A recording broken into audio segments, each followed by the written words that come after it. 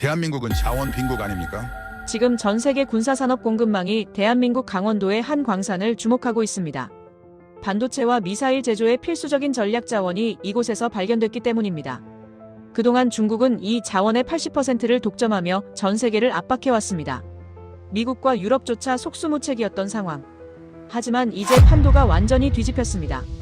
우리 강원도에서 발견된 매장량은 전 세계 수요를 감당할 수준이며 품질 또한 중국산을 압도하는 것으로 평가되고 있습니다. 자원 빈국으로만 알려졌던 한국이 단숨에 글로벌 공급망의 최상위 축으로 올라선 것입니다. 이제 강대국들이 한국에 줄을 서는 시대가 열렸습니다. 국제 정세를 단번에 역전시킨 이 신비로운 자원의 실체, 지금 바로 공개합니다. 어디서 듣고 계신가요? 구독과 좋아요 잊지 마세요.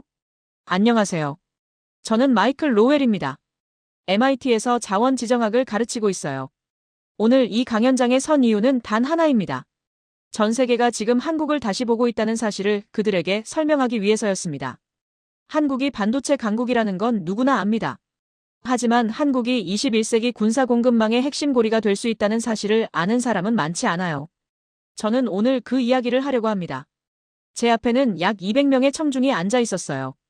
국방 싱크탱크 연구원, 정책 기반자, 기업 전략팀, 그리고 몇몇 언론인들. 이들은 미중 갈등이라는 단어에는 익숙했지만 텅스텐이라는 단어는 낯설어 했습니다. 저는 천천히 스크린을 켰어요. 첫 슬라이드에는 단 한 문장만 떠 있었습니다. 전 세계 군사산업과 반도체 산업이 동시에 멈출 수 있는 금속은 단 하나뿐이다. 청중 몇몇이 눈썹을 치켜세웠어요. 누군가는 노트북을 열었고 누군가는 펜을 꺼냈습니다. 저는 그 반응들을 하나하나 확인했어요. 저는 말을 이어갔어요. 중국이 전 세계 텅스텐 공급량의 80%를 장악한 순간 미국과 일본과 유럽은 같은 질문을 던졌습니다. 중국 없이도 우리는 이 체계를 유지할 수 있는가? 저는 청중을 둘러봤습니다. 그들은 숫자로 말하는데 익숙한 사람들이었어요. 데이터와 통계로 세상을 읽는 사람들이었죠. 그래서 저는 숫자부터 던졌습니다. 2023년 미국 국방부 보고서 중국산 텅스텐에 대한 의존도가 국가 안보를 위협하는 수준에 도달했다는 문장을 화면에 띄웠죠. 몇몇은 노트에 그 문장을 받아 적기 시작했어요. F-35 전투기 한 대를 만드는 데 필요한 텅스텐의 양은 약 1200kg입니다. 미사일 관통탄 하나에는 최소 30kg이 들어가요. 제트 엔진 터빈 블레이드, 반도체 증착 장비, 핵융합로 내벽재. 이 모든 곳에 텅스텐이 쓰입니다. 왜냐하면 텅스텐의 녹는 점은 섭씨 3422도거든요. 철의 2배가 넘는 온도예요. 폭발이 일어나도 플라스마가 튀어도 텅스텐은 녹지 않습니다. 저는 잠시 말을 멈추고 청중의 반응을 살폈어요. 이제 그들의 표정이 달라지고 있었습니다. 단순한 금속 이야기가 아니라는 걸 깨닫기 시작한 거죠. 저는 청중에게 물었어요. 무기가 작동하지 않으면 전쟁은 시작도 못한다는 사실을 알고 계시냐고요. 강연장이 조용해졌습니다. 그 침묵 속에서 저는 다음 슬라이드를 준비했어요. 하지만 그 순간이었습니다. 한 남자가 손을 들었죠. 미 국방 싱크탱크 소속 연구원이었어요. 그는 또렷한 목소리로 질문을 던졌습니다. 교수님, 미중 갈등은 늘 있어 왔습니다. 관세 전쟁도 있었고 기술 제재도 있었죠. 그런데 이걸 자원 전쟁까지 확대해서 말하는 건 과장 아닙니까? 강연장이 더 조용해졌어요. 몇몇은 고개를 끄덕였고 몇몇은 저를 쳐다봤습니다. 이 질문은 예상했던 겁니다. 언제나 누군가는 묻거든요. 이게 정말 그렇게 심각한 문제냐고요. 저는 반박하지 않았어요. 대신 천천히 고개를 끄덕이며 슬라이드 하나를 띄웠습니다. 화면에는 한글로 2단어만 떠 있었죠. 공급 차단. 저는 천천히 설명을 시작했습니다. 무기는 조립품입니다. 조립품은 부품으로 이루어져 있어요. 부품은 소재로 만들어지죠. 그리고 그 소재는 특정 국가에 집중되어 있습니다. 만약 그 국가가 공급을 끊으면 어떻게 될까요? 조립은 멈춥니다. 부품은 만들어지지 않아요. 무기는 작동하지 않습니다. 저는 포인터로 화면을 가리키며 말을 이었습니다. 이건 단순한 경제 논리가 아니에요. 전쟁의 본질이 바뀌었다는 뜻입니다. 예전에는 적을 물리적으로 파괴해야 했죠. 하지만 이제는 다릅니다.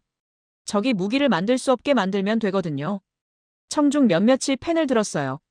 누군가는 노트북을 열어 타이핑을 시작했습니다. 저는 다음 슬라이드를 넘겼어요.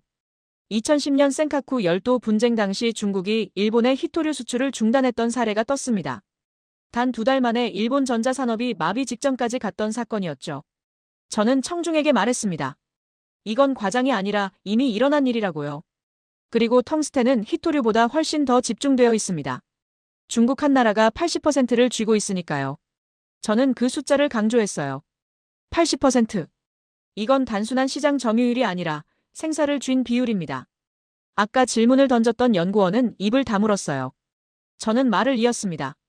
21세기 전쟁은 총성이 아니라 부품 목록에서 끝납니다. 미사일을 쏘지 않아도 이길 수 있어요. 그냥 소재 공급을 끊으면 되니까요.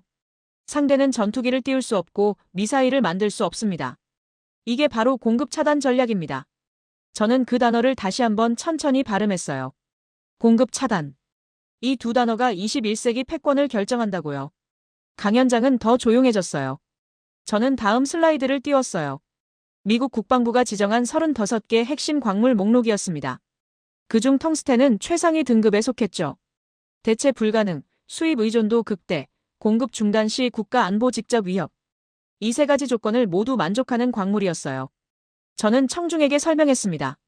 이 목록에 오른 광물들은 단순히 중요한 게 아니라 없으면 전쟁 자체가 불가능한 것들이라고요. 저는 청중을 다시 둘러봤습니다.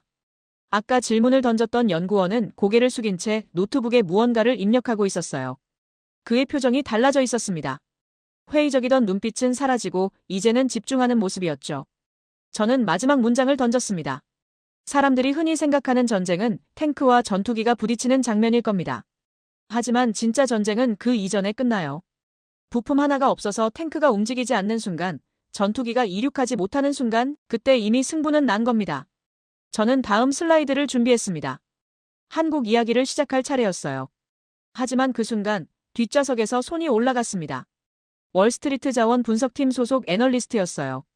그는 노트북을 덮으며 말했습니다. 교수님, 이해는 됩니다. 텅스텐이 중요하다는 것도 공급 차단이 위협이라는 것도요. 하지만 한국은 자원 빈국으로 알려져 있지 않습니까? 기술은 몰라도 자원 이야기는 무리 아닌가요? 강연장이 또 조용해졌어요. 이번엔 동의하는 분위기였습니다. 몇몇은 고개를 끄덕였고 누군가는 팔짱을 꼈어요. 저는 그 반응을 예상했습니다. 한국하면 떠오르는 이미지는 반도체, 자동차, K-팝이었죠. 자원은 없어요. 그게 상식이었으니까요. 저는 천천히 고개를 끄덕였습니다. 좋은 질문이라고요. 저는 슬라이드를 하나 띄웠어요. 화면에 1960년대 흑백 사진이 떴습니다. 광부들이 검은 돌을 캐고 있었어요. 헬멧을 쓴 남자들, 땀에 젖은 작업복, 어둡고 좁은 갱도. 그 옆에는 항구 사진이 있었습니다. 배에 실리는 검은 돌덩이들, 크레인, 부두 노동자들. 저는 포인터로 그 돌을 가리키며 말했습니다. 이 돌이 1960년대 한국 수출의 60%였습니다. 청중이 술렁였어요. 60%. 저는 그 숫자를 다시 한번 강조했어요. 한국 전체 수출액의 60%가 이 검은 돌에서 나왔다고요. 아까 질문을 던졌던 애널리스트는 화면을 응시하고 있었습니다. 저는 말을 이었어요. 이 돌의 이름은 텅스텐이었습니다. 저는 다음 슬라이드를 넘겼습니다. 1965년 한국 광물 수출 통계가 떴어요. 텅스텐 광석 수출액 2,400만 달러. 당시 한국 전체 수출액이 1억 7,500만 달러였으니까 정확히는 약 14%였죠.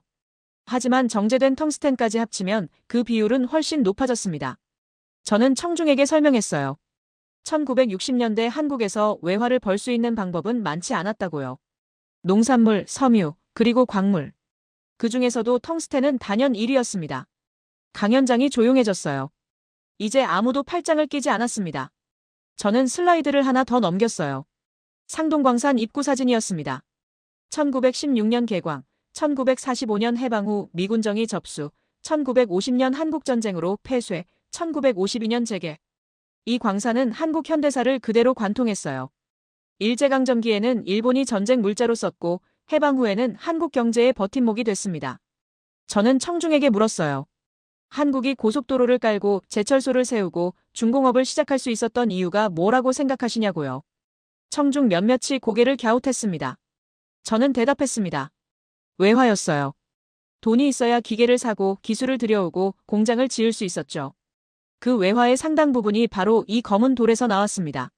저는 다음 슬라이드를 띄웠어요. 1970년대 포항제철소 건설 현장 사진이었습니다. 저는 설명을 이었습니다. 철강 산업은 고온을 견뎌야 해요. 용광로 내부는 섭씨 1500도가 넘습니다. 그 온도에서도 녹지 않는 금속이 필요했죠. 바로 텅스텐이었어요. 한국은 텅스텐을 팔아서 제철소를 짓고 그 제철소에서 만든 철강으로 다시 산업을 키웠습니다. 이게 한국 산업화의 출발점이었어요. 저는 다음 슬라이드를 띄웠습니다. 화면에는 한 문장만 떠 있었죠. 한국은 자원이 없던 나라가 아니라 자원을 써본 나라였습니다. 강연장이 조용해졌어요. 저는 천천히 설명을 이었습니다. 자원이 없다는 건 두 가지 의미예요. 첫째는 땅속에 정말 아무것도 없는 경우입니다. 두 번째는 있긴 한데 캘 필요가 없는 경우죠. 저는 청중을 둘러봤습니다. 그들은 집중하고 있었어요. 저는 말을 이었습니다. 한국은 두 번째 경우였어요. 땅속에는 있었지만 다른 곳에서 싸게 공급되니까 굳이 캘 필요가 없었던 거죠. 하지만 그게 영원히 없다는 뜻은 아니었습니다. 저는 포인터로 화면을 가리켰어요. 한국은 텅스텐을 캐본 경험이 있습니다. 광산 운영 노하우가 축적돼 있어요. 지질 데이터도 보관돼 있고요. 정제 기술도 개발했죠. 이 모든 것이 사라지지 않고 남아 있었습니다. 저는 다음 슬라이드를 넘겼어요. 1960년대 상동 광산갱도 내부 사진이었습니다. 좁고 어두운 통로, 땀 흘리며 일하는 광부들, 손수레에 실린 텅스텐 원석. 저는 설명했습니다. 이 사람들이 캐낸 돌이 한국의 미래를 만들었어요. 고속도로의 첫 삽, 제철소의 첫 불, 중공업의 첫 걸음. 모두 여기서 시작됐죠. 저는 말을 이었습니다. 1960년대 한국은 텅스텐으로 먹고 살았어요. 그 돈으로 쌀을 사고 기계를 사고 공장을 지었습니다. 1970년대에는 그 경험을 바탕으로 제철소를 세웠죠. 고온에서 견디는 금속이 필요했는데 바로 텅스텐이었으니까요. 저는 포인터를 움직였습니다. 한국의 산업화는 반도체로 시작된 게 아니에요. 텅스텐으로 시작됐습니다. 반도체 산업도 그 위에서 자랐어요. 철강 산업이 있었고 중공업이 있었고 그 다음에 첨단 산업이 온 거죠. 뿌리는 바로 이 검은 돌이었습니다. 아까 질문을 던졌던 애널리스트는 이제 고개를 끄덕이고 있었어요. 저는 다음 슬라이드를 띄웠습니다. 2024년 현재 한국의 산업 지도였어요. 반도체, 자동차, 조선, 철강, 배터리. 저는 설명했습니다. 이 모든 산업이 고온 금속 처리 기술을 필요로 해요. 그 기술의 출발점이 바로 텅스텐이었죠. 1960년대 한국은 당장 먹고 사는 게 급했어요. 텅스텐을 파는 이유는 간단했습니다. 배고팠으니까요. 외화가 필요했으니까요. 하지만 그 과정에서 한국은 배웠습니다. 광산을 어떻게 운영하는지, 텅스텐을 어떻게 정제하는지, 고온 금속을 어떻게 다루는지. 이 모든 지식이 축적됐어요. 저는 슬라이드를 마지막 장으로 넘겼어요. 2024년 상동광산 재개발 프로젝트 로고가 떴습니다. 저는 청중을 둘러봤습니다. 저는 천천히 말했습니다. 한국은 자원 빈국이 아니에요. 자원을 묻어둔 나라였을 뿐입니다. 그리고 지금 그 자원을 다시 꺼낼 때가 왔어요. 왜냐하면 세상이 바뀌었으니까요. 중국이 공급을 무기화하기 시작했고 미국이 공급망을 재편하기 시작했죠. 그 중심에 한국이 있습니다. 저는 물을 한 모금 마셨어요. 청중의 표정이 완전히 달라져 있었습니다. 이제 그들은 한국을 다른 눈으로 보고 있었어요. 단순히 반도체 강국이 아니라 자원의 역사를 가진 나라로요. 자원을 이해하고 자원을 활용할 줄 아는 나라로 보기 시작했습니다. 그 광산이 왜 다시 열렸는지, 그리고 왜 전 세계가 주목하는지 설명할 차례였으니까요. 저는 다음 슬라이드를 준비하려던 참이었어요. 상동광산 재개발 이야기를 시작하려고요. 하지만 그때 왼쪽 앞자리에서 손이 올라갔습니다. 유럽경제연구소 소속 연구원이었어요. 그는 예의를 차리지 않았습니다. 직설적으로 물었죠. 교수님, 이해는 됩니다. 한국이 과거에 텅스텐 강국이었다는 것도요. 하지만 중국 덤핑으로 전부 무너졌지 않습니까? 광산들이 다 문 닫았고 산업도 사라졌어요. 그게 현실 아닌가요? 강연장이 술렁였습니다. 이번에는 동조하는 분위기가 더 강했어요. 아까까지 집중하던 분위기가 흔들리기 시작했죠. 저는 그 반응을 천천히 살폈어요. 이 질문도 예상했던 겁니다. 언제나 누군가는 묻거든요. 결국 망했잖아요. 실패한 거 아니냐고요. 저는 고개를 끄덕였습니다. 맞습니다. 한국은 가격 전쟁에서 졌습니다. 강연장이 더 술렁였어요. 몇몇은 놀란 표정을 지었고 몇몇은 승리한 듯 미소를 지었습니다. 저는 말을 이었어요. 1980년대 중국이 시장에 뛰어들면서 텅스텐 가격이 폭락했어요. 한국 광산들은 버틸 수 없었죠. 저는 슬라이드를 하나 띄웠습니다. 화면에는 그래프가 떴어요. 1980년부터 2000년까지 텅스텐 국제 가격 추이였습니다. 1980년 톤당 2만 달러였던 가격이 1990년대에는 5천 달러까지 떨어졌죠. 4분의 1 수준이었어요. 저는 포인터로 그 하락 곡선을 따라갔습니다. 이 곡선이 한국광산의 운명을 결정했다고요. 저는 다음 슬라이드를 넘겼습니다. 한국 텅스텐 광산 폐광 연도 목록이었어요. 1987년 강원도 모 광산, 1992년 충청도 모 광산, 1995년 경상도 모 광산, 그리고 마지막 2002년 상동 광산. 저는 청중에게 설명했습니다. 한국은 인건비에서 밀렸어요. 중국 광부의 임금은 한국의 10분의 1도 안 됐습니다. 규모에서도 밀렸죠. 중국 광산들은 한국보다 수십 배 컸어요. 아까 질문을 던진 연구원이 다시 말했습니다. 결국 경쟁력이 없었다는 얘기잖습니까? 저는 고개를 끄덕였어요. 네, 당시 기준으로는 경쟁력이 없었습니다. 강연장이 조용해졌습니다. 이제 사람들은 제가 무슨 말을 하려는지 궁금해하기 시작했어요. 인정했으니까요. 한국이 졌다고요.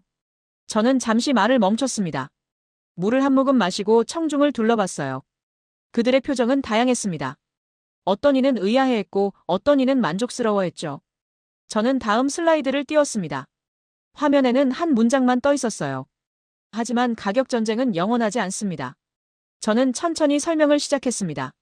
중국이 텅스텐 시장을 장악한 방법은 간단했어요. 싸게, 많이, 빠르게. 누구도 그 가격을 이길 수 없었죠. 한국뿐만 아니라 미국, 캐나다, 호주 광산들도 문을 닫았습니다. 전 세계 텅스텐 생산의 80%가 중국으로 집중됐어요. 강연장이 술렁였습니다. 저는 말을 이었어요. 가격이 싸다는 건 좋은 일입니다. 하지만 공급자가 단 한 곳뿐이라면 그건 위험이에요. 특히 그 공급자가 언제든 공급을 끊을 수 있다면요. 청중 몇몇이 고개를 끄덕이기 시작했습니다. 저는 다음 슬라이드를 띄웠어요. 화면에는 2018년 미중 무역 전쟁 타임라인이 떴습니다. 관세 부과, 기술 제재, 화웨이 제재. 저는 설명했어요. 미국과 중국의 갈등이 심해지면서 미국 국방부는 보고서를 하나 냅니다. 핵심 광물 35개를 지정하고 각 광물의 중국 의존도를 계산했죠. 텅스텐은 최상위 등급이었어요. 대체 불가능, 중국 의존도 80% 이상, 공급 중단 시 국가 안보 직접 위협. 저는 청중을 둘러봤습니다. 중국은 시장을 장악했습니다. 하지만 구조를 만들지는 못했어요. 저는 다음 슬라이드를 넘겼습니다. 화면에는 공급망 구조도가 떴어요. 채굴, 정제, 가공, 제조, 완제품. 5단계였습니다. 저는 설명했어요. 중국은 채굴 단계를 장악했습니다. 하지만 정제 기술은 여전히 미국과 유럽이 우위였어요. 가공 기술은 일본이 앞섰죠. 그리고 제조와 완제품 단계에서는 한국이 강했습니다. 저는 포인터로 각 단계를 가리키며 설명했어요. 중국이 공급을 끊으면 어떻게 될까요? 미국은 원료를 못 구합니다. 하지만 중국도 문제예요. 정제 기술이 부족하면 고순도 텅스텐을 만들 수 없거든요. 반도체나 군사용으로 쓰려면 순도 99.95% 이상이어야 하는데 그 기술은 중국에 없었어요. 청중이 집중하기 시작했습니다. 저는 말을 이었어요. 그러니까 중국은 원료는 쥐고 있지만 완제품을 만들 수는 없습니다. 미국은 기술은 있지만 원료가 없어요. 이게 바로 공급망의 함정이에요. 누구 하나 혼자서는 끝낼 수 없는 구조죠. 저는 다음 슬라이드를 띄웠습니다. 화면에는 질문 하나가 떠 있었어요. 그렇다면 채굴부터 완제품까지 모두 할 수 있는 나라는 어디인가? 강연장이 조용해졌습니다. 저는 천천히 대답했어요. 한국입니다. 청중이 술렁였어요. 저는 설명을 이었습니다. 한국은 1960년대에 이미 텅스텐을 캐봤어요. 광산 운영 경험이 있고 지질 데이터가 있습니다. 1970년대에는 정제 기술을 개발했죠. 포항제철소 건설 과정에서 고온 금속 처리 기술을 익혔어요. 1980년대에는 가공 기술을 확보했고요. 그리고 지금은 반도체와 군사 장비를 만들고 있습니다. 저는 포인터로 화면의 5단계를 차례로 가리켰어요. 채굴, 정제, 가공, 제조, 완제품. 한국은 이 모든 단계를 다 해본 나라였습니다. 중국처럼 원료만 캐는 게 아니에요. 미국처럼 기술만 있는 것도 아니고요. 처음부터 끝까지 다 할 수 있는 구조를 가진 나라였죠. 아까 질문을 던진 연구원이 다시 손을 들었습니다. 그는 조심스럽게 물었어요. 그럼 왜 2002년에 광산을 닫았습니까? 저는 웃었습니다. 좋은 질문이라고요. 당시에는 필요가 없었으니까요. 중국이 싸게 공급하는데 굳이 비싼 돈 들여 캘 이유가 없었죠. 하지만 지금은 다릅니다. 저는 마지막 슬라이드를 띄웠어요. 2024년 상동광산 재개발 승인 뉴스 헤드라인이었습니다. 저는 청중을 둘러봤습니다. 이제 아무도 팔짱을 끼지 않았어요. 모두가 화면을 보고 있었죠. 저는 천천히 말했습니다. 한국은 광산을 닫았지만 능력을 잃지는 않았습니다. 데이터를 보관했고 기술을 유지했고 인력을 키웠어요. 그리고 지금 세상이 바뀌었습니다. 처음에 던진 질문, 왜 전부 망했냐는 질문의 답을 이제 그들도 알고 있었어요. 망한 게 아니라 기다린 거였다고요. 저는 다음 이야기를 준비했습니다. 그 광산에 무엇이 묻혀 있는지, 그리고 왜 그것이 세상을 바꿀 수 있는지 설명할 차례였으니까요. 저는 다음 슬라이드를 띄우려고 했습니다. 상동광산의 매장량 데이터를 보여줄 차례였어요. 그 광산에 무엇이 묻혀 있는지, 그 숫자가 얼마나 세상을 바꿀 수 있는지 설명하려고요. 하지만 그 순간 오른쪽 중간 자리에서 손이 올라갔습니다. 일본 경제산업성 출신 관료였어요. 그는 천천히 일어섰습니다. 그의 목소리는 차분했어요. 하지만 질문은 날카로웠죠. 교수님 말씀은 흥미롭습니다. 한국이 텅스텐 역사를 가지고 있다는 것도 공급망 구조를 이해한다는 것도요. 하지만 핵심은 이거 아닙니까? 상동광산의 소유권은 캐나다 기업입니다. 그렇다면 한국은 결국 임대만 해주는 나라 아닙니까? 강연장에 웅성임이 퍼졌습니다. 저는 그 반응을 살폈어요. 맞는 말이다 라는 공기가 흐르고 있었죠. 자원 전쟁에서 소유권은 곧 권력이라는 상식이 작동하기 시작했어요. 석유를 생각해보세요. 사우디아라비아가 강한 이유는 땅속에 석유가 있기 때문이죠. 소유권이 힘이었습니다. 저는 즉각 반박하지 않았어요. 좋은 질문입니다. 그럼 저도 질문 하나 드리겠습니다. 강연장이 조용해졌어요. 저는 청중을 둘러보며 물었습니다. 여러분은 석유를 가진 나라와 석유 가격을 결정하는 나라, 어느 쪽이 더 강하다고 보십니까? 정적이 흘렀어요. 누군가는 펜을 멈췄고 누군가는 고개를 갸웃했습니다. 저는 슬라이드를 넘겼습니다. 화면에는 세 단어가 떠 있었어요. 소유권, 통제권, 병목점. 저는 포인터로 첫 번째 단어를 가리켰습니다. 소유권은 자산입니다. 땅 문서를 가진 거죠. 하지만 자산이 곧 권력은 아니에요. 저는 두 번째 단어로 포인터를 옮겼습니다. 통제권은 권력입니다. 정제하고 가공하고 공급을 조절하는 능력이죠. 저는 세 번째 단어를 가리켰어요. 병목점은 지배력입니다. 군수산업과 반도체 산업으로 가는 유일한 길목을 장악하는 거예요. 저는 청중을 둘러봤습니다. 아까 질문을 던진 관료는 팔짱을 낀 채 저를 보고 있었어요. 저는 말을 이었습니다. 상동광산은 캐나다 회사가 소유하고 있습니다. 맞습니다. 저는 그 사실을 인정했어요. 하지만 질문은 이겁니다. 그 텅스텐이 어디서 정제되고 누가 먼저 쓰며 누가 공급을 끊을 수 있느냐는 거죠. 저는 다음 슬라이드를 띄웠습니다. 화면에는 계약 조건이 떴어요. 생산량의 55% 이상을 한국이 우선 공급받습니다. 저는 그 숫자를 강조했어요. 55%. 이건 단순한 숫자가 아니에요. 과반이죠.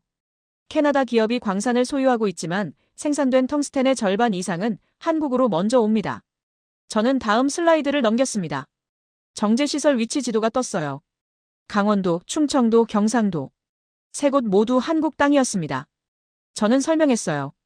텅스텐 원석을 캐내는 것과 쓸 수 있게 만드는 건 완전히 다른 일입니다. 순도 99.95% 이상으로 정제하려면 고온 처리 기술이 필요해요. 그 기술을 가진 시설이 전부 한국에 있죠. 아까 질문을 던진 관료가 다시 손을 들었습니다. 그는 물었어요. 그럼 캐나다는 왜 그런 조건을 받아들였습니까? 저는 웃으며 대답했어요. 캐나다 기업 입장에서는 광산만 운영하면 되니까요. 정제도, 가공도, 판매도 한국이 알아서 합니다. 리스크는 줄고 수익은 보장되죠. 저는 슬라이드를 하나 더 넘겼어요. 최종 수요처 목록이 떴습니다. 삼성전자 반도체 공장, 현대로템 군수 공장, 한화방산 시설. 저는 포인터로 하나하나 가리켰어요. 정제된 텅스텐은 여기로 갑니다. 반도체 증착 장비에 들어가고 미사일 관통탄으로 만들어지고 전투기 엔진 부품이 되죠. 이 모든 곳이 한국이에요. 저는 청중을 둘러보며 말을 이었어요. 이 구조에서 캐나다는 광산 주인입니다. 하지만 한국은 스위치를 쥔 나라죠. 정제를 멈추면 캐나다는 원석만 쌓입니다. 가공을 멈추면 반도체 공장도 군수 공장도 멈춰요. 저는 다음 슬라이드를 띄웠습니다. 화면에는 한 문장만 떠 있었어요. 자원 전쟁에서 이기는 쪽은 땅 문서를 가진 나라가 아니라 공급을 멈출 수 있는 나라입니다. 강연장이 조용해졌습니다. 저는 그 침묵을 기다렸어요. 이 문장이 그들의 머릿속에 새겨지길 바라면서요. 저는 천천히 설명을 이었습니다. 사우디아라비아는 석유를 소유하고 있어요. 하지만 석유 가격을 결정하는 건 누구인가요? 뉴욕 선물 시장입니다. 정제소는 미국과 유럽에 더 많고 최종 소비는 전 세계에서 일어나죠. 사우디는 생산자지만 가격 결정자는 아니에요. 1970년대 석유 파동 때 사우디가 생산을 줄였어요. 가격이 4배 올랐죠. 하지만 그게 영원히 지속될 수 없었던 이유가 뭘까요? 소비국들이 정제 기술을 가지고 있었고 다른 공급처를 찾기 시작했으니까요. 소유권만으로는 영원한 통제가 불가능했던 겁니다. 청중이 집중했습니다. 텅스텐도 마찬가지입니다. 중국이 80%를 생산하지만 그걸 무기로 쓸 수 있게 만드는 기술은 한국과 미국에 있어요. 중국은 원석을 팔지만 고순도 정제는 못합니다.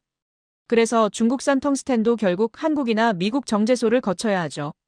청중 몇몇이 고개를 끄덕였습니다. 저는 다음 슬라이드를 띄웠어요. 상동광산 계약서의 핵심 조항이 떴습니다. 생산량 55% 이상 한국 우선 공급, 정제시설 한국 내 위치, 분쟁 시 한국법 적용. 저는 하나하나 가리키며 설명했습니다. 이게 바로 통제권의 실체예요. 캐나다는 땅 문서를 가졌지만 그 광산에서 나온 텅스텐이 무기가 되고 반도체가 되는 과정, 그 모든 단계를 한국이 장악하고 있어요. 이게 바로 병목점입니다. 청중이 집중하기 시작했습니다.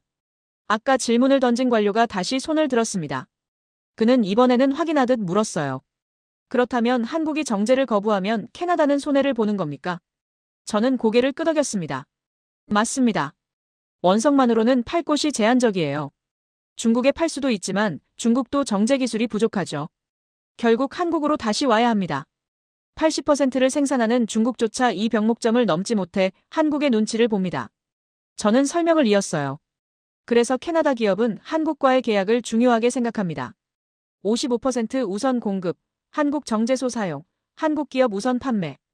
이 조건들이 없으면 광산 운영 자체가 어려워지니까요. 청중은 완전히 이해한 표정이었어요. 청중의 표정이 완전히 달라져 있었습니다. 처음에 던진 질문, 한국은 임대만 해주는 나라 아니냐는 질문의 답을 이제 그들도 알고 있었어요. 임대가 아니라 통제였다고요. 소유권보다 중요한 건 통제. 저는 다음 이야기를 준비했습니다. 이 구조가 왜 미국을 움직였는지, 그리고 한국이 왜 선택받았는지 설명할 차례였으니까요. 저는 다음 슬라이드를 준비했습니다. 한국의 통제권 이야기를 마무리하고 이제 숫자로 넘어갈 차례였어요. 상동광산에 묻혀있는 매장량, 그 규모가 얼마나 세상을 바꿀 수 있는지 설명하려고요. 하지만 그 전에 하나 더 설명해야 할 게 있었습니다. 왜 미국이 움직였는가? 왜 전 세계가 한국을 주목하기 시작했는가? 저는 슬라이드를 넘겼습니다. 화면에는 2023년 12월 미국 국방부 보고서 표지가 떴어요. 중국산 전략 광물 사용 금지 지침. 저는 포인터로 제목을 가리켰습니다. 이 보고서가 나온 날, 펜타곤은 모든 방산 기업에 긴급 통지를 보냈어요. 앞으로 군사용 텅스텐은 중국산을 쓸 수 없다고요. 청중이 술렁였습니다. 누군가는 노트북을 열어 검색을 시작했고 누군가는 옆 사람과 속삭였어요. 표면적 이유는 간단했어요. 공급망 안보. 하지만 진짜 이유는 따로 있었죠. 저는 다음 슬라이드를 띄웠습니다. 화면에는 2022년 8월 대만 해협 봉쇄 훈련 사진이 떴어요. 중국 해군 함정들이 대만을 둘러싸고 있었습니다. 이 훈련이 끝나고 일주일 뒤 미국 합참의장이 의회에서 증언했습니다. 만약 중국이 실제로 대만을 봉쇄하면 미국은 72시간 안에 대응해야 한다고요. 그런데 문제가 있었죠. 미국 방산 재고 현황 그래프가 떴어요. AGM-158 미사일, 현재 재고 2,400발. 월간 생산량 60발. 저는 포인터로 숫자를 가리켰습니다. 전면전이 벌어지면 이 재고는 일주일이면 바닥난다는 계산이 나왔어요. 그럼 어떻게 될까요? 증산해야죠. 청중은 집중하고 있었습니다. 저는 말을 이었어요. 미사일 하나를 만드는데 텅스텐 관통탄 부품이 들어갑니다. 월간 60발을 300발로 늘리려면 텅스텐 공급량을 5배 늘려야 해요. 그런데 미국 내 텅스텐 정제 능력은 한계가 있었습니다. 결국 수입에 의존할 수밖에 없죠. 화면에는 2022년 미국 텅스텐 수입 출처 파이 차트가 떴습니다. 중국 67%, 베트남 12%, 기타 21%. 저는 포인터로 중국 부분을 가리켰어요. 문제는 이겁니다. 전쟁 상대가 공급자라는 거죠. 청중이 술렁였습니다. 만약 중국과 전쟁이 벌어지면 중국은 당연히 텅스텐 수출을 중단할 겁니다. 그럼 미국은 미사일 생산을 늘릴 수 없어요. 재고가 바닥나면 전쟁을 계속할 수 없죠. 이게 바로 펜타곤이 악몽처럼 여긴 시나리오였습니다. 저는 잠시 말을 멈추고 청중을 둘러봤어요. 그들의 표정이 굳어지기 시작했습니다. 저는 다음 슬라이드를 띄웠어요. 화면에는 시뮬레이션 결과가 떴습니다. 대만 해협 전면전 시나리오. 미국 재고 고갈, 중국 공급 차단, 증산 불가. 저는 포인터로 마지막 줄을 가리켰습니다. 결과 작전 중단. 청중은 조용해졌어요. 저는 천천히 설명했습니다. 이건 단순한 시뮬레이션이 아니에요. 2023년 봄 펜타곤에서 실제로 돌린 전쟁 게임이었습니다. 20번을 돌렸는데 15번은 미국이 물자 부족으로 작전을 포기했어요. 전투에서 진 게 아니라 싸울 수 없게 된 거죠. 청중 몇몇이 메모를 하기 시작했습니다. 저는 슬라이드를 넘겼어요. 화면에는 한 문장만 떠 있었습니다. 전쟁은 이념이 아니라 물리법칙으로 치릅니다. 저는 그 문장을 천천히 읽었어요. 아무리 정의로운 전쟁이라도, 아무리 뛰어난 전략이라도 미사일이 없으면 싸울 수 없습니다. 그리고 미사일은 텅스텐 없이 만들 수 없어요. 저는 다음 슬라이드를 띄웠습니다. F-22 전투기 엔진 단면도가 떴어요. 터빈 블레이드 부분이 빨간색으로 표시돼 있었습니다. 저는 설명했어요. 이 부분이 텅스텐 합금으로 만들어집니다. 제트 엔진 내부는 섭씨 1600도가 넘어요. 이 온도에서 견딜 수 있는 금속이 몇 개 없습니다. 티타늄은 높고 니켈 합금도 한계가 있죠. 텅스텐만이 답이었어요. 저는 포인터를 움직였습니다. 만약 이 블레이드가 없다면 어떻게 될까요? 엔진이 작동하지 않습니다. 전투기는 날 수 없어요. 아무리 좋은 레이더가 있고 아무리 정밀한 미사일이 있어도 소용없죠. 날지 못하면 전투기가 아니니까요. 청중은 완전히 집중하고 있었습니다. 저는 슬라이드를 하나 더 넘겼어요.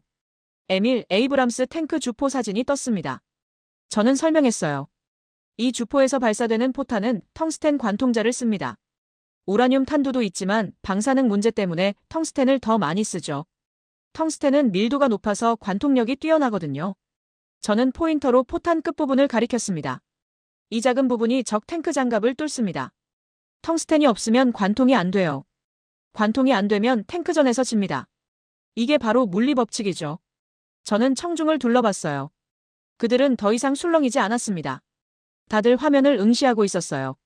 저는 다음 슬라이드를 띄웠습니다. 화면에는 질문 하나가 떠 있었어요. 중국이 공급을 끊으면 미국은 어떻게 대응하는가? 세 가지 선택지가 있었어요. 첫째, 중국과 협상한다. 하지만 전쟁 중에 적과 협상할 수는 없죠.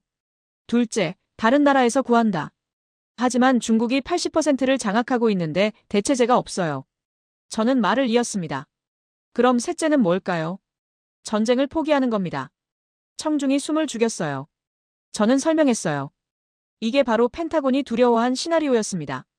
물자가 없어서 전쟁을 포기해야 하는 상황. 그래서 2023년 12월 그 결정이 나온 거죠. 중국산 텅스텐 전면 금지. 화면에는 금지 조치 발표 이후 타임라인이 떴습니다. 2023년 12월 15일 발표, 12월 18일 로키드 마틴 긴급회의, 12월 20일 보잉 공급망 재검토, 12월 22일 레이시온 대체제 탐색. 저는 설명했어요. 방산 기업들이 패닉에 빠졌습니다. 당장 다음 달부터 중국산을 못 쓰는데 대체제가 없었으니까요. 저는 포인터를 움직였습니다. 그때 그들이 주목한 나라가 한국이었어요. 왜냐하면 한국은 정제 능력이 있고 상동광산 재개발이 진행 중이었으니까요. 게다가 계약 조건에 55% 우선 공급권이 있었죠. 미국 기업들은 한국에 러브콜을 보내기 시작했습니다. 저는 마지막 슬라이드를 띄웠어요. 화면에는 2024년 1월 워싱턴 DC에서 열린 한미방산협력회의 사진이 떴습니다. 저는 설명했습니다. 이 회의에서 미국 국방부 차관이 직접 나왔어요. 그리고 한국에 요청했습니다. 텅스텐 공급을 안정적으로 보장해달라고요. 청중은 완전히 이해한 표정이었습니다. 처음에는 한국이 자원 빈국이라고 생각했죠. 그런데 이제는 다르게 보고 있었어요. 미국이 요청하는 나라, 전쟁을 좌우할 수 있는 나라로요. 저는 다음 이야기를 준비했습니다. 저는 슬라이드를 넘겼습니다. 이제 숫자를 보여줄 차례였어요. 상동광산에 정확히 얼마나 묻혀 있는지, 그리고 그 숫자가 왜 세상을 바꿀 수 있는지. 화면에는 지질조사 보고서가 떴습니다. 2024년 3월 캐나다 지질조사 기업이 발표한 최종 평가서였죠. 저는 포인터로 한 줄을 가리켰어요. 확인 매장량 5,800만 톤. 청중이 술렁였습니다. 누군가는 노트에 숫자를 적었고 누군가는 고개를 갸웃했어요. 저는 그 반응을 예상했습니다. 5,800만 톤이라는 숫자가 얼마나 큰 건지 감이 안 오는 거죠. 저는 다음 슬라이드를 띄웠습니다. 화면에는 비교표가 떴어요. 2023년 전 세계 텅스텐 생산량 연간 8만 5천 톤. 저는 포인터로 두 숫자를 오가며 설명했습니다. 상동광산 하나에 묻힌 양이 전 세계가 1년에 쓰는 양의 680배예요. 다르게 말하면 현재 소비 속도로 계산했을 때 이 광산 하나로 전 세계를 680년 동안 먹여 살릴 수 있다는 겁니다. 강연장이 조용해졌어요. 저는 말을 이었습니다. 물론 680년 동안 캘 수는 없어요. 채굴 가능한 깊이에 한계가 있고 경제성도 따져야 하니까요. 하지만 보수적으로 잡아도 최소 50년은 생산할 수 있다는 계산이 나왔습니다. 50년. 저는 그 숫자를 강조했어요. 이게 무슨 의미인지 아시나요? 저는 다음 슬라이드를 띄웠습니다. 화면에는 중국 텅스텐 광산 목록이 떴어요.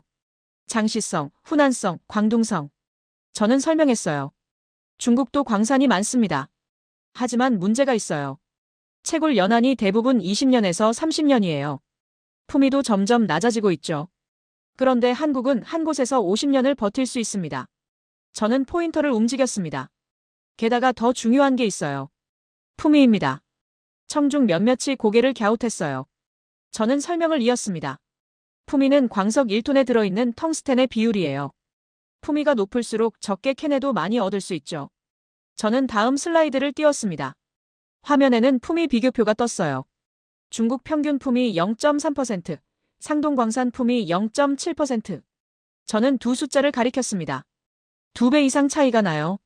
무슨 뜻이냐면 같은 양을 캐더라도 한국에서는 중국보다 2배 많은 텅스텐을 얻을 수 있다는 겁니다. 저는 구체적인 계산을 보여줬습니다. 광석 1000톤을 캔다고 가정해 볼게요. 중국 광산에서는 텅스텐 3톤이 나옵니다. 상동광산에서는 7톤이 나와요. 같은 노력으로 2배 이상 생산할 수 있죠. 이게 바로 품위의 힘입니다. 저는 잠시 말을 멈추고 청중을 둘러봤어요. 그들의 표정이 달라지기 시작했습니다. 저는 슬라이드를 넘겼어요. 화면에는 생산비용 분석이 떴습니다. 중국 광산 평균 생산비, 톤당 1만 2천 달러. 상동광산 예상 생산비, 톤당 8,500달러. 저는 설명했어요. 품위가 높으니까 비용도 낮아집니다. 같은 양을 얻는데 중국은 더 많이 캐야 하지만 한국은 적게 캐도 되니까요. 저는 포인터로 숫자를 가리켰습니다. 이 차이가 뭘 의미할까요? 경쟁력입니다. 중국이 가격을 낮춰서 공격해도 한국은 버틸 수 있어요. 생산비 자체가 낮으니까요. 청중 몇몇이 고개를 끄덕였습니다. 저는 말을 이었어요. 1980년대 중국 덤핑으로 한국 광산들이 무너졌던 이유를 기억하시나요? 중국이 너무 싸게 팔았기 때문이죠. 하지만 지금은 다릅니다. 상동광산은 품위가 높아서 중국과 가격 경쟁을 할 수 있어요. 아니, 오히려 더 싸게 생산할 수 있죠. 강연장이 술렁였습니다. 저는 다음 슬라이드를 띄웠어요. 화면에는 질문 하나가 떴습니다. 이 정도 규모면 중국 없이도 버틸 수 있는가? 저는 천천히 대답했습니다. 네, 버틸 수 있습니다. 아니, 버티는 정도가 아니에요. 판을 바꿀 수 있습니다. 저는 계산을 보여줬어요. 현재 한국과 미국, 일본, 유럽의 연간 텅스텐 소비량을 합치면 약 4만 톤입니다. 상동광산에서 연간 1만 톤만 생산해도 그들 수요의 25%를 충족할 수 있어요. 5,800만 톤 매장량이니까 이론적으로는 5,800년 동안 생산할 수 있죠. 물론 비현실적인 계산이지만 요점은 이겁니다. 규모가 압도적이라는 거예요. 저는 슬라이드를 하나 더 넘겼습니다. 화면에는 시나리오가 떴어요. 만약 중국이 내일 당장 수출을 중단한다면 저는 포인터로 각 항목을 가리켰습니다. 미국은 6개월 안에 재고가 바닥납니다. 일본은 3개월, 유럽은 4개월. 하지만 한국이 상동광산을 가동하면 이야기가 달라져요. 저는 설명을 이었습니다. 한국은 자체 공급이 가능합니다. 그리고 우선 공급 계약에 따라 미국과 일본에도 공급할 수 있어요. 물론 중국만큼 많이는 못 줍니다. 하지만 핵심은 이거예요. 중국의 독점이 깨진다는 겁니다. 화면에는 협상력 구조도가 떴어요. 2023년 상황과 2026년 예상 상황이 나란히 놓여 있었습니다. 저는 비교했어요. 2023년에는 중국이 80%를 장악하고 있었죠. 그래서 중국이 가격을 정했습니다. 하지만 2026년 상동광산이 가동되면 중국 점유율은 65%로 떨어져요. 저는 포인터를 움직였습니다. 15% 차이가 별거 아닌 것 같지만 엄청난 변화예요. 왜냐하면 그 15%가 한국, 미국, 일본의 급한 불을 끄는 물량이니까요. 중국이 공급을 끊어도 최소한의 생산은 유지할 수 있게 되는 거죠. 청중은 완전히 이해한 표정이었습니다. 저는 슬라이드를 넘겼어요. 화면에는 2024년 5월 일본 경제산업성 장관의 발언이 떴습니다. 한국의 상동광산 재개는 동아시아 공급망 안보의 게임 체인저다. 저는 그 문장을 읽었어요. 일본이 이렇게 말한 이유는 간단합니다. 중국 의존도를 낮출 수 있는 현실적 대안이 생겼으니까요. 저는 다음 슬라이드를 띄웠습니다. 화면에는 유럽연합 집행위원회 보고서가 떴어요. 2024년 7월 발표된 핵심 광물 전략이었습니다. 저는 포인터로 한 문장을 가리켰어요. 한국을 전략적 파트너로 지정한다. 청중이 술렁였습니다. 저는 설명했어요. 유럽도 똑같은 고민을 하고 있었어요. 중국 의존도가 너무 높다는 거죠. 그래서 대안을 찾았는데 상동광산이 그 답이었습니다. 규모도 크고 품위도 높고 게다가 동맹국이니까요. 저는 잠시 말을 멈추고 물을 마셨습니다. 저는 마지막 슬라이드를 띄웠어요. 화면에는 한 문장만 떠 있었습니다. 이건 행운이 아니라 판을 바꾸는 숫자입니다.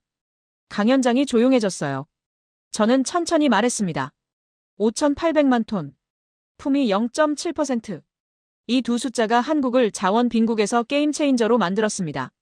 그들의 표정이 완전히 달라져 있었습니다. 처음에는 한국이 임대만 해주는 나라라고 생각했죠. 그런데 이제는 다르게 보고 있었어요. 미국이 의존하는 나라, 일본이 파트너로 삼는 나라, 유럽이 전략적 동맹으로 삼는 나라로요. 저는 다음 슬라이드를 준비했습니다. 매장량과 품위 이야기를 마무리하고 이제 마지막 질문으로 넘어갈 차례였어요. 한국은 왜 다른 자원 부국들처럼 망하지 않았는가? 아니, 더 정확히 말하면 왜 망하지 않을 것인가? 저는 슬라이드를 넘겼습니다. 화면에는 아프리카 지도가 떴어요. 콩고민주공화국이 빨간색으로 표시돼 있었습니다. 저는 포인터로 그 나라를 가리켰어요. 콩고는 세계 최대 코발트 생산국입니다. 전 세계 공급량의 70%를 차지하죠. 전기차 배터리의 필수적인 광물이에요. 저는 다음 슬라이드를 띄웠어요. 콩고의 1인당 GDP 그래프가 나왔습니다. 1960년 독립 이후 지금까지 거의 변화가 없었어요. 아니, 오히려 떨어졌죠. 코발트로 벌어들이는 돈이 연간 50억 달러가 넘는데 국민들은 여전히 가난합니다. 이게 바로 자원의 저주예요. 저는 말을 이었어요. 자원의 저주는 간단합니다. 땅속에서 귀한 게 나오면 그걸 팔아서 돈을 벌죠. 하지만 그 돈이 국민에게 돌아가지 않고 소수에게 집중돼요. 산업도 발전하지 않습니다. 굳이 공장을 지을 필요가 없으니까요. 땅만 파면 돈이 되니까요. 청중 몇몇이 고개를 끄덕였습니다. 저는 슬라이드를 넘겼습니다. 남미 지도가 떴어요. 베네수엘라가 표시돼 있었습니다. 저는 설명했어요. 베네수엘라는 세계 최대 석유 매장국입니다. 사우디아라비아보다 많아요. 하지만 어떻게 됐나요? 2010년대 석유 가격이 폭락하자 경제가 붕괴했습니다. 하이퍼인플레이션, 식량난, 대규모 탈출. 자원에만 의존한 대가였죠. 이 나라들의 공통점이 뭘까요? 원료를 그대로 팝니다. 정제하지 않아요. 가공하지 않고요. 완제품도 만들지 않습니다. 그냥 땅에서 캐서 외국에 팔죠. 그러면 부가가치는 다른 나라가 가져갑니다. 강연장이 조용해졌어요. 저는 다음 슬라이드를 띄웠습니다. 화면에는 대조구조도가 떴어요. 왼쪽에는 콩고, 오른쪽에는 한국. 저는 비교했습니다. 콩고는 코발트 원석을 중국에 팔아요. 톤당 2만 달러. 중국은 그걸 정제해서 배터리 소재로 만듭니다. 톤당 15만 달러. 그리고 배터리를 만들어 전기차에 넣죠. 부가가치는 수십 배로 늘어납니다. 저는 오른쪽을 가리켰어요. 한국은 다릅니다. 텅스텐 원석을 캐내면 한국 땅에서 정제합니다. 순도 99.95%로 만들어요. 그걸 한국 기업이 가공해서 반도체 부품으로 만들죠. 그리고 삼성이나 SK가 반도체를 생산합니다. 처음부터 끝까지 한국 안에서 일어나요. 청중이 술렁였습니다. 저는 슬라이드를 넘겼어요. 화면에는 부가가치 계산이 떴습니다. 텅스텐 원석 1톤, 시장 가격 1만 5천 달러. 정제된 텅스텐 1톤, 8만 달러. 가공된 부품, 40만 달러. 반도체 완제품 200만 달러 이상. 저는 포인터로 각 단계를 가리켰어요. 원석에서 완제품까지 가치가 130배 이상 늘어납니다. 저는 설명을 이었습니다. 만약 한국이 원석만 팔았다면 어땠을까요? 1만 5천 달러 벌고 끝이에요. 하지만 한국은 200만 달러를 멉니다. 이 차이가 자원의 저주를 피하는 방법이죠. 청중 몇몇이 메모를 하기 시작했어요. 저는 다음 슬라이드를 띄웠습니다. 화면에는 한국 산업 생태계 지도가 떴어요. 강원도 상동광산, 충청도 정제공장, 경기도 부품 제조, 서울 반도체 설계, 전국 완제품 조립. 저는 설명했습니다. 한 광산이 전국 산업을 먹여 살리는 구조예요. 광부만 일자리를 얻는 게 아니라 화학 엔지니어도, 기계기술자도, 반도체 설계자도 일합니다. 저는 포인터를 움직였어요. 콩고는 어떨까요? 광부들만 일해요. 정제는 중국에서 하니까 콩고 화학자들은 할 일이 없죠. 가공도 중국이니까 콩고 기술자들도 필요 없고요. 그러니까 광산 하나가 국가 전체 산업으로 퍼져나가지 못합니다.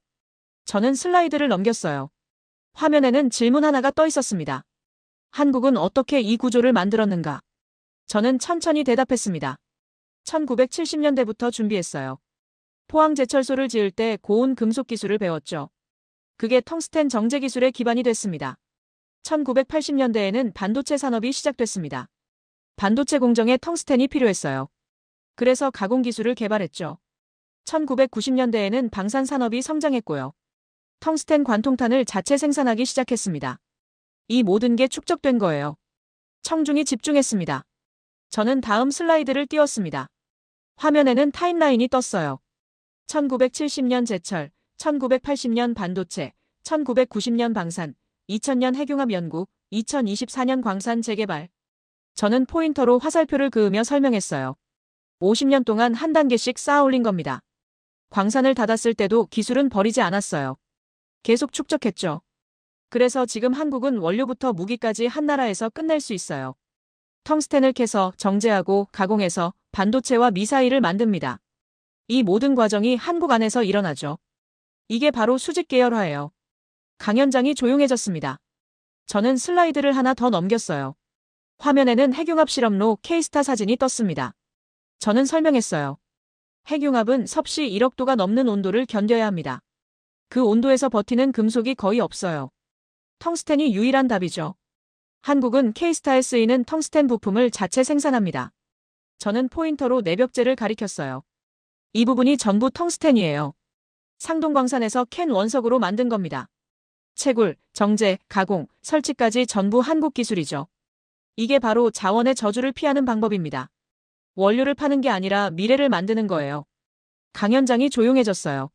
저는 천천히 그 문장을 읽었습니다. 콩고는 코발트를 캐요. 베네수엘라는 석유를 캡니다.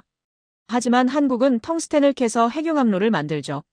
저는 마지막 슬라이드를 준비했습니다. 지금까지 숫자와 구조를 설명했어요. 이제 현실로 돌아올 차례였습니다. 이 모든 이야기가 실제로 무엇을 바꿨는가? 한국의 위치가 어떻게 달라졌는가? 저는 슬라이드를 넘겼어요. 화면에는 2024년 9월 도쿄에서 열린 한일 경제장관 회담 사진이 떴습니다. 저는 포인터로 회의 테이블을 가리켰어요. 이 자리에서 일본 경제산업상이 직접 요청했습니다. 상동광산 텅스텐의 일본 우선 공급 계약을 체결해달라고요. 청중이 술렁였어요. 저는 설명을 이었습니다. 놀라운 건 이게 아니에요. 일본이 제시한 조건이었죠. 기술 이전, 공동 연구 개발, 그리고 일본 반도체 공장에 대한 한국 기업 우선 입찰권. 저는 잠시 말을 멈췄어요. 청중이 그 의미를 이해하도록 시간을 줬습니다. 저는 말을 이었어요. 1980년대만 해도 한국이 일본의 기술을 배우러 갔습니다. 반도체도 제철도 자동차도 일본 기술을 도입했죠. 그런데 지금은 일본이 한국에 요청하고 있어요. 기술을 달라고, 우리 공장에 들어오라고. 40년 만에 관계가 역전된 겁니다. 청중 몇몇이 고개를 끄덕였습니다. 저는 다음 슬라이드를 띄웠어요. 화면에는 2024년 11월 워싱턴 DC 국무부 브리핑 자료가 떴습니다. 저는 포인터로 제목을 가리켰어요. 한국 핵심 광물 공급 협력국으로 격상. 저는 설명했습니다. 미국은 전략 광물 분야에서 국가를 세 등급으로 나눠요. 공급국, 협력국, 전략 동맹국. 저는 말을 이었어요. 2023년까지 한국은 공급국이었습니다. 그냥 사고 파는 관계죠. 그런데 2024년 11월 한국이 협력국으로 올라갔어요. 무슨 뜻이냐면 공급망 설계 단계부터 같이 논의한다는 겁니다. 미국이 뭘 만들지, 얼마나 필요한지, 어떤 기술이 필요한지 초기부터 공유하죠. 청중이 집중했습니다. 저는 슬라이드를 넘겼습니다. 화면에는 구체적인 협력 내용이 떴어요. 연간 협의체 구성, 비축 물량 공동관리, 긴급 상황 시 상호 지원 의무. 저는 하나하나 설명했어요. 특히 세 번째 항목이 중요합니다. 긴급 상황 시 상호 지원. 이건 군사동맹 수준의 약속이에요. 저는 포인터를 움직였습니다. 만약 미국이 전쟁을 치르는데 텅스텐이 부족하면 한국은 우선 공급할 의무가 있어요. 반대로 한국이 위기에 처하면 미국도 마찬가지고요. 이게 단순히 사고파는 관계를 넘어선 겁니다. 강연장이 조용해졌어요. 저는 다음 슬라이드를 띄웠습니다. 화면에는 2024년 12월 브뤼셀 유럽연합 집행위원회 발표문이 떴어요. 저는 읽었습니다. 한국을 핵심 광물 전략 파트너로 지정하고 공동투자 펀드 50억 유로를 조성한다. 청중이 술렁였어요. 저는 설명을 이었습니다. 50억 유로는 약 6조 원이에요. 이 돈으로 뭘 하느냐? 한국과 유럽 기업이 합작으로 정제 공장을 짓습니다. 위치는 한국이에요. 유럽이 돈을 대고 한국이 기술과 원료를 제공하고 생산된 텅스텐은 양측이 나눠 갖죠. 저는 잠시 말을 멈추고 청중을 둘러봤어요. 저는 말했습니다. 이게 무슨 의미인지 아시나요? 유럽이 한국을 믿는다는 겁니다. 6조 원을 투자해도 안전하다고 판단한 거죠. 왜냐하면 한국은 정치적으로 안정되어 있고 법치가 확립되어 있고 계약을 지키니까요. 콩고나 베네수엘라에는 이런 투자를 못해요. 내일 정권이 바뀌면 공장을 몰수당할 수도 있으니까요. 저는 슬라이드를 넘겼어요. 화면에는 세 장의 사진이 나란히 놓여 있었습니다. 일본 장관, 미국 국무부 차관, 유럽연합 집행위원. 저는 설명했어요. 이 세 사람이 2024년 한 해 동안 서울을 방문했습니다. 같은 목적이었죠. 텅스텐 공급 협력. 저는 포인터로 각 사진을 가리켰습니다. 10년 전만 해도 한국이 이들을 찾아갔어요. 제발 우리 제품을 사달라고, 우리 기술을 써달라고. 그런데 지금은 그들이 한국을 찾아옵니다. 제발 우리에게 팔아달라고, 우리와 계약해달라고. 이게 바로 협상력의 변화예요. 청중은 완전히 이해한 표정이었습니다. 저는 다음 슬라이드를 띄웠습니다. 화면에는 질문 하나가 떠 있었어요. 이제 한국은 어떤 위치에 서 있는가? 저는 천천히 대답했습니다.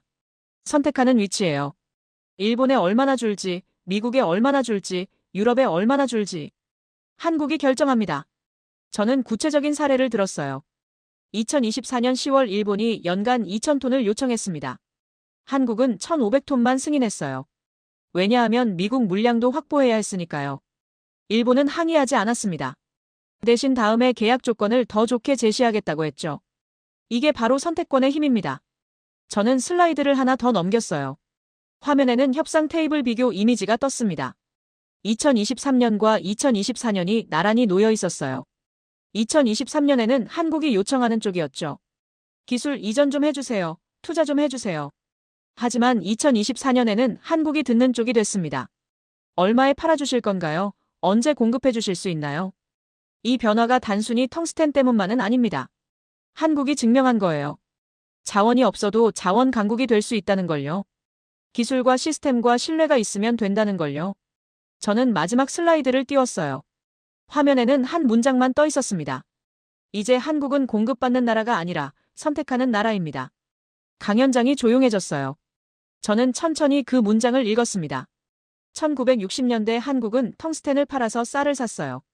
공급받는 나라였죠. 2024년 한국은 텅스텐을 누구에게 팔지 선택합니다. 선택하는 나라가 된 겁니다. 저는 스크린을 껐습니다. 강연장의 조명이 다시 켜졌어요. 저는 청중을 둘러봤습니다. 그들의 표정이 강연 시작 때와 완전히 달라져 있었어요. 처음에는 회의적이었죠. 한국이 자원 빈국인데 무슨 이야기를 하려나. 하지만 지금은 다릅니다. 그들은 계산하고 있었어요. 우리나라도 한국과 계약해야 하는 거 아닌가. 저는 마지막 인사를 했습니다.